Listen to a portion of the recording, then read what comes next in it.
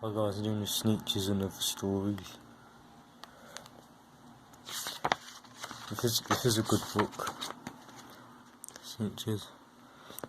Now the star-belly Sneetches have bellies with stars. The plain belly Sneetches are done on upon stars. The stars weren't so big, they were really so small. You might think such a thing would matter at all. But because they had stars, all the star-belly Sneetches would brag we're the best kind of Sneetch on the beach. With a snoot in the air, they would sniff and they'd snort. We'll have nothing to do with the plain belly sort, and wherever they met them when they were walking, they'd snort out past them without them even talking. When the star-belly children went out to play ball, could a plain belly get in the game? Not at all. You could play in your bellies that had stars, and the plain belly children had none upon stars.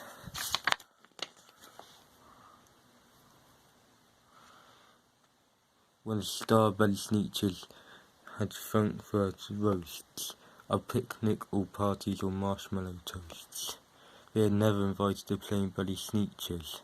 They left them out cold in the dark of the beaches. They kept them away, never let them come near. And that's how they treated them year after year.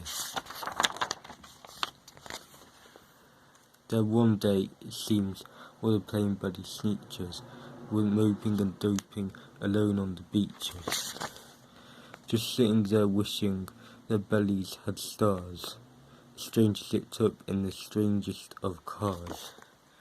"My friends," he announced in a voice dear and keen, "my name is Sylvester McMonkey McBean,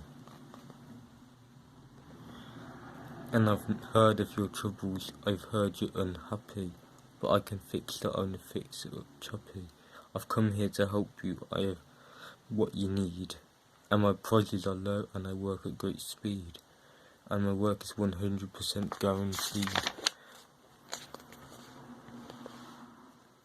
Then quickly Sylvester McMonkey McBean put together a very particular machine, and he said, "You want stars like a star-belly Sneetch? My friends, you can have them for $3 each. Just pay me your money and hop right aboard." So they clambered inside and the big machine roared. And it knocked, and it bonked, and it jerked, and it burked, and it bopped them round about, but the thing really worked. When the plain belly Sneetches popped out, they had stars. They actually did, they had stars upon vase. Then they yelled at the ones who had stars at the start. "We're exactly like you can't tell us apart. We're all just the same now, you just need to your smarties, and now we can go to your 30 parties." "Good grief," groaned the ones who had stars at the first.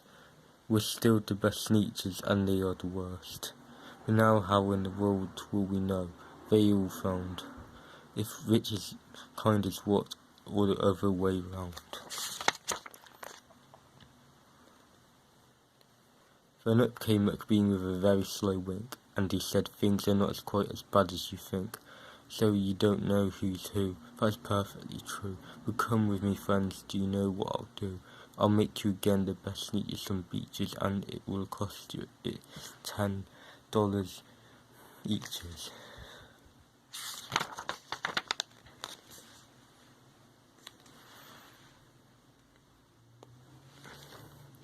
"Belly stars are no longer in style," said McBean. "What you need is a trip through my star-off machine. This one's contracting will take off your stars, so you won't look like Sneetches who have them on vase. And that handy machine working very precisely removes all the stars from their tummies quite nicely." Then with snoots in the air, they paraded about, and they opened their beaks and they let out a shout. "We know who is who, now there isn't a doubt. The best kind of Sneetches are Sneetches without." Then of course those with stars all got frightfully mad. To be wearing a star now was frightfully bad. Then of course old Sylvester McBean fenced them into a star-off machine. Then of course from then on, as you probably guess, things really got into a horrible mess.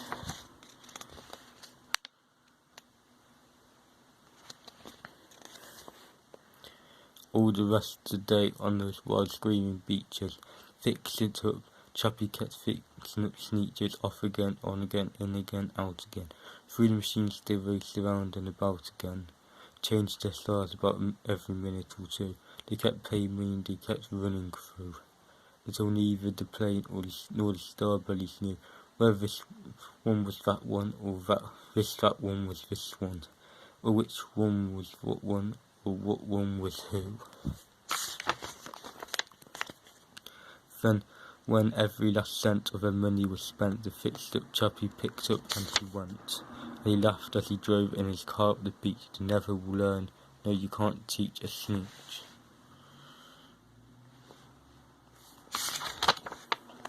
But McBean was quite wrong, I'm quite happy to say. That Sneetches got really quite smart on the day. The day they decided that Sneetches are Sneetches, and no kind of Sneetch is the best on the beaches. That day all the Sneetches forgot about stars and whether they had one or not upon the bars. The Zacks. One day making trucks in the parade of the tracks came a north-going Zacks and a south-going Zacks. And it happened that both of them came to a place where they stood foot to foot, face to face. Look here now, the north-going Zack said. I say, you are blocking my path, you are right in my way. I'm a north-going Zack and I always go north. Get out of my way now and let me go forth.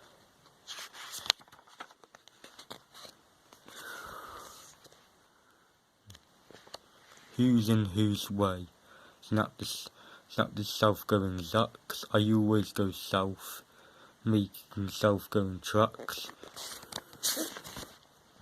So you're in my way, and I ask you to move, and let me go south in my south-going groove. Then the north-going Zacks puffed his chest up with pride.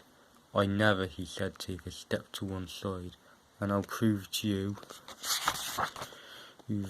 through that I won't change my days. If I have to keep standing here 59 days. And I'll prove to you, you're the south-going Zacks, that I can stand here in the brain of the tracks for 59 years before I live by rule that I learned as a boy back in south-going school. Never budge, that's my rule, never budge in the least. Not an inch to the west, not an inch to the east. I'll stay here not budging, I can and I will. If it makes you and me and the whole world stand still. Well, of course the world didn't stand still, the world grew. In a couple of years the new lightway came through, and they built it right over those two stubborn Zacks. Left them here, standing abridged in their tracks. Too many does. Did I ever tell you that Mrs. McGave had 23 sons and she named them all Dave?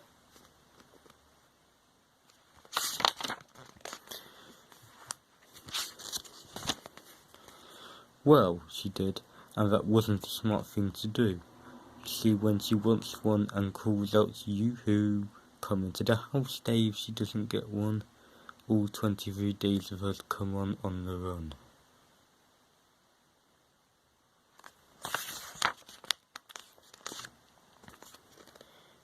This makes things quite difficult at the McGays, as you imagine, with so many days, and often she wishes that when they were born she had named one of them Boldkin Van Horn, and one of them whose had one of them Slim,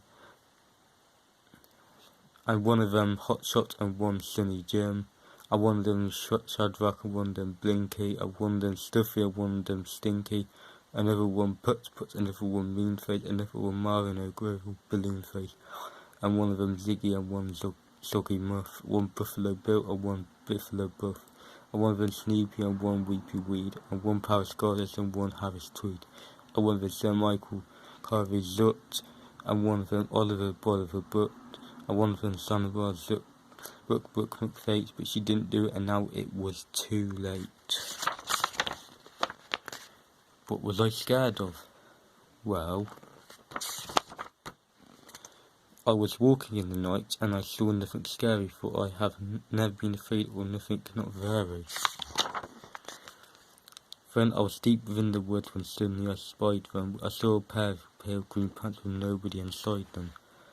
I wasn't scared, but yet I stopped. What could those pants be there for? What could a pair of pants at night be standing in the air for? And then they moved, those empty pants, they kind of started jumping, and then my heart, I must admit, it kind of started thumping. So I got out fast as I could go, sir. I wasn't scared, but pants like that I did not care for, no, sir. After that a week went by, then one dark night in Greenwich, I had to do an errand there and fetch some Greenwich spinach. Well, I had fetched the spinach. I was starting back through town, when those pants raced down the corner and they almost knocked me down. I lost my Greenwich spinach, but I didn't even care. I ran for home. Believe me, I'd really had a scare. Now bicycles were never made for pale green pants to ride, especially spooky pale green pants with nobody inside them. And the next night I was fishing for doubt trout on the river. Then those pants came round toward me while I began to shiver. And by now I was so frightened that I'd tell you what I hate to. I screamed and rode by, and lost in my book online and baked to. I ran and found a brickle bush. I hid myself away. I got brickles in my britches, but I stayed there anyway. I stayed all night, the next night too. I'd be there still, no doubt, but I had to do an errand, so the next night I went out.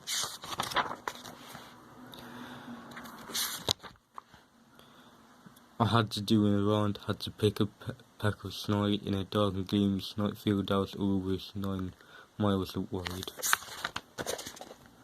I said, I do not fear those pants with nobody inside them. I said those words. I said them, but I lied them. Then I reached inside a snide bush, and the next thing that I knew, I felt my hand touch someone, and I bet that you didn't know who.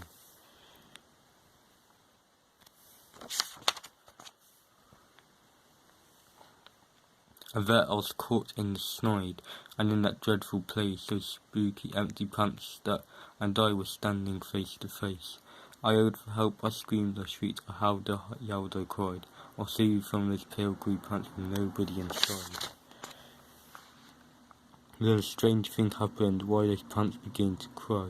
Those pants began to tremble, and they were just as scared as I. I never heard such whimpering, and I began to say that I was just as strange to them as they were strange to me. I put my arm round their waist and sat right down beside them. I calmed them down, poor empty pants with nobody inside them. And now we meet quite often, those empty pants and I, and we never shake or tremble. We both smile and we say hi.